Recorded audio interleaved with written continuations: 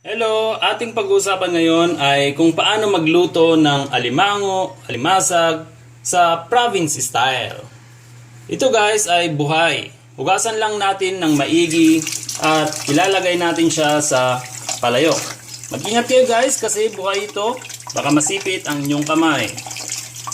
3. Yan guys, tapos na natin siyang hinugasan. Ngayon, atin siyang timplahan.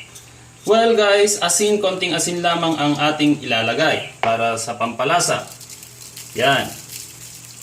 At saka, lagyan natin ng 2 basong tubig, 2 scoop na tubig. Or 1 kalahati. Saka natin siya takpan na guys upang ready na siyang maluto. Yan guys. Ayan guys, tignan natin kung kumukulo na siya. Yan, kumukulo na.